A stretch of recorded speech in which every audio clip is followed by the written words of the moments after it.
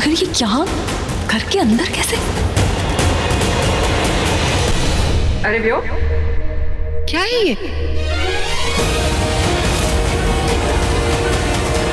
तो क्या व्योम, मुझे उस पे जो शक था वो सही था? वो वाकई किसी खास इरादे से आया है यहाँ। उसका उन गिद्धों से कोई संबंध नहीं। पर ऐसा कैसे हो सकता है? व्योम तो माहिर के परिवार से है, ये लोग अच्छी तरह से जानते हैं, फिर भी कैसे?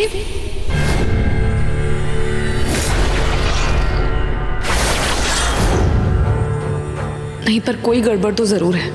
इन लोगों के बारे में सब कुछ ठीक नहीं है।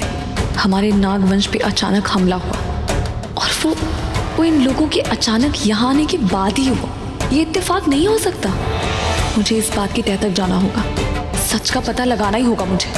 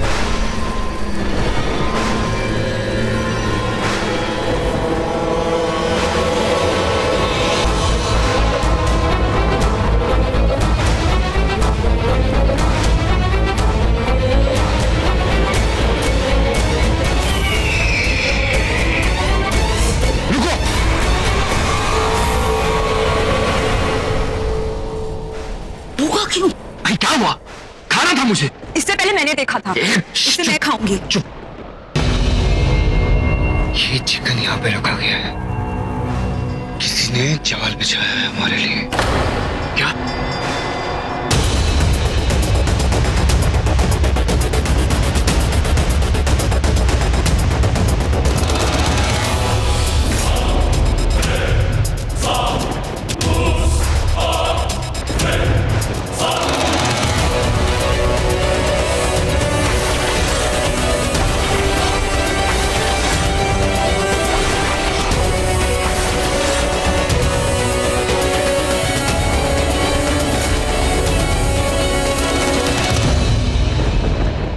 अंदाजा ठीक निकला।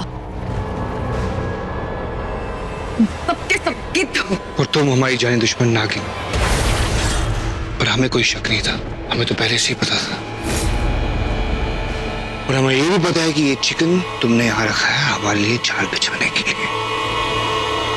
अगर ऐसा है तो फिर हमें इसका मुंह हमेशा के लिए बंद करना होगा, वो भी अभी, वरना ये सब कुछ अगर हमारे बारे में पता नहीं। नहीं, नहीं।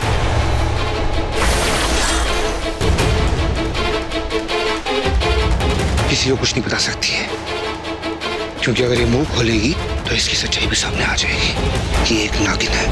लेकिन ये सब ये कैसे हो सकता है? माहिर के परिवार वाले उसके सगे सगे तो हम किसी के भी नहीं है। हम मुर्दों को भी नोच नोच के खाते हैं। इंसानों के सगे तो हम कभी भी नहीं हो सकते। और तुम तो ये सोच रही होगी ना कि हम ये रूप में कैसे? माना कि हम तुम्हारी तरह नागिन नहीं है, हम इच्छाधारी नहीं है, पर हमारे पास एक वरदान है। हम अपनी जिंदगी में एक बार किसी का भी रूप ले सकते हैं। तो हमने माहिर के रिश्तेदारों का रूप चुना, ये रूप चुना हमने। हाँ, ताकि तुम्हारा हमसे सामना हो सके। और जिसका इंतजार भाई काफी अरसे से कर रहे थे।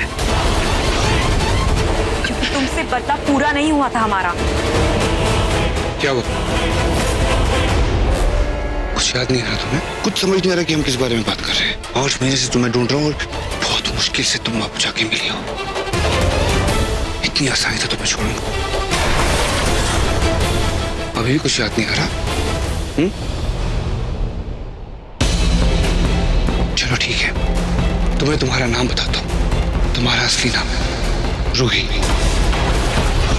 तो तुम्हें किस नाम से बुलाऊं मैं? रूही या बेला? वैसे बेला ठीक रहेगा, बेला से बदला। हाँ क्यों, अभी भी याद नहीं आ रहा?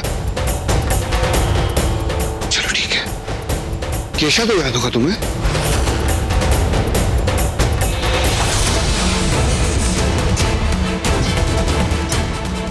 नहीं याद आ रहा? ठीक है, तो तुम्हें अपनी प्यारी भोली भाली बहन जूही तो याद होगी। खबरदार जो मेरी बहन का नाम भी लिया। ओह हाँ, चलो अच्छा है, कम से कम तुम्हें अपनी बहन तो याद है। हाँ चलो अच्छा है, कम से कम तुम्हें अपनी बहन तो याद है।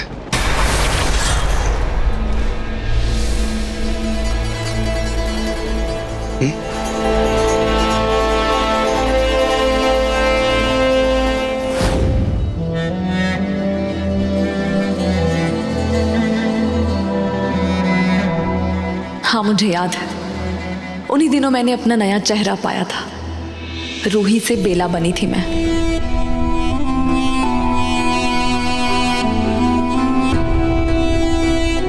वाह क्या आंख है, वाह क्या नाक है।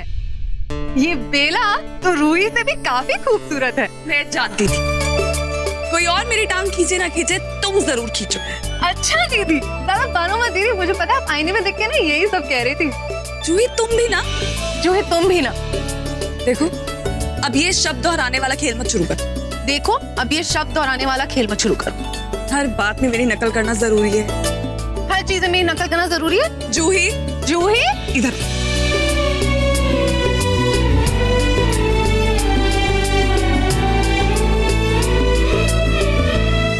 वैसे ना मैं बहुत किस्मत वाली, वैसे ना मैं बहुत किस्मत वाली, जो मुझे इतनी अच्छी सुंदर और समझदार बड़ी बहन मिलेगी। इतनी अच्छी सुंदर और समझदार बड़ी नहीं छोटी बहन। हो गया। इसीलिए कहते हैं नकल के लिए भी ना अकल की जरूरत होती है। जाओ ना, आपसे बात नहीं करती।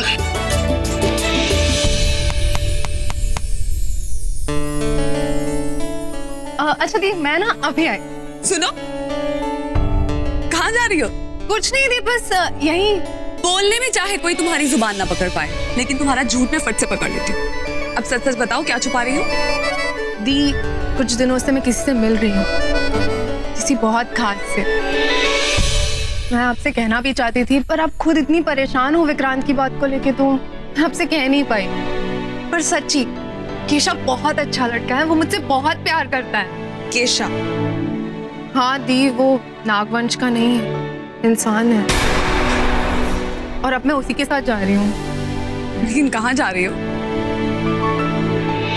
दी, हम शादी करने जा रहे हैं। जूही, शादी? शादी मजाक नहीं होती जूही। दी आपको तो पता है कि अब मजबूरी है। नागलोक में अब जो माहौल है, हमारे रिश्ते और केशा को कोई नहीं अपनाएगा। और आपको तो पता है यहाँ सब लोग इंसानों के खिलाफ हैं। और आप अभी नागरानी नहीं बनी है, और इसलिए मैं यहाँ रुककर आपके लिए मुसीबत नहीं बनना चाहती। जूही प्लीज सच्ची, मैं आपको छोड़ के नहीं जा रही हूँ, मैं वापस आ जाऊंगी, सच्ची। और अगर आज मैं यहाँ पर नहीं आती तो तुम मुझे ये बात भी नहीं बताती ना? आपको ऐसे लगता है आपको बिना पता मैं कहीं जा सकती हूँ? जूही बहुत भोली थी, बहुत बचपना था उसमें। अपने प्यार को लेके भी बच्चों की सी जिद करती थी, जो चाहिए वो चाहिए बस। और उसकी इसी आदत से डरती थी मैं कि कहीं उसके साथ कुछ धोखा ना हो जाए। ये आपको पता है केशा यहीं आया हुआ है, चलिए मैं आपको मिलाती हूँ उससे।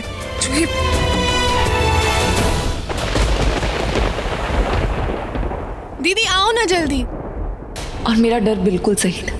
केशा को देख के ही मैं समझ गई थी कि जूही के लिए वो लड़का ठीक नहीं है। वो भी तुम लोगों की तरह गर्दन हिलाता था बार बार। पर मेरी भोली सी बहन को फिर भी कुछ नहीं समझ में आया। केशा आओ आओ।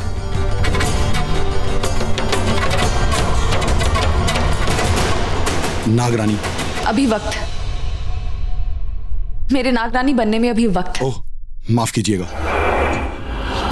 ये इंसानों जैसा तो नहीं लगता, कुछ तो अजीब है इसके बारे में। तो तुम कहाँ से हो केशा, किस जगह से हो? और तुम्हारे माँ बाप वो सब कहाँ से? कितने लोग हैं तुम्हारे घर में? ओफो दीदी, मुझे पता था आप ना केशव को मिलते ही उससे इतने सारे सवाल करोगे, इसलिए अब तक मैं आपको मिला ही नहीं रही थी। अब इसके बारे में जो भी जानना है ना, इसने मुझे सब कुछ बता दिया है और ना? वो भी सच सच। चलें? नहीं, रुको, मुझे तुमसे कुछ बात करनी है अकेले में। हाँ बोलिए ना। जो ही तुम देख लो, पहले ही हमें देर हो चुकी है, अगर और देर हुई तो रेलगाड़ी छूट जाएगी। नहीं नहीं नहीं नहीं दीदी, हम ट्रेन तो नहीं छोड़ सकते, पर हाँ अब हम शादी करके आएंगे और शादी करके ना सबसे पहले मैं आप ही के पास आऊंगी आशीर्वाद लेने, ठीक है? हाँ, लेकिन तुम ये जल्दबाजी में फैसला ले रही हो जूही। मैं तुम्हारी भलाई के लिए तुम्हें रोकने की कोशिश कर रही हूँ, क्योंकि मैं तुम्हारा बुरा नहीं चाहती, मैं जानती हूँ दीदी, पर दी अभी तो मुझे जाना है। देखो, तुम ये फैसला लेने में जल्दबाजी कर रही हो। मुझे लगता है कि आप जल्दबाजी कर रही है फैसला लेने में। आप केशा के बारे में बहुत गलत राय बना रही है। दीदी मैं चलती हूँ। जूही रुको, मेरी बात सुनो जूही।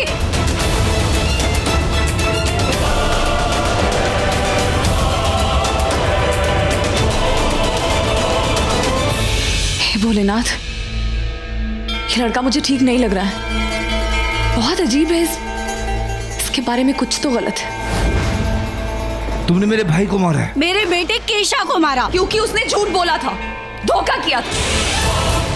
नागों और गिद्धों में एक समझौता हुआ था कि हम एक दूसरे पे वार नहीं करेंगे, एक दूसरे के दुश्मन होने के बावजूद एक दूसरे पे हमला नहीं करेंगे, मारेंगे नहीं। लेकिन तुम्हारे भाई ने इस समझौते को तोड़ दिया। हम गिद्ध दोस्ती भी झुंड में करते हैं और शिकार भी झुंड में करते हैं। तुम्हें नहीं, तुम्हारे पूरे नागवंश को खत्म कर दूंगा मैं। एक एक को मार दूंगा मैं।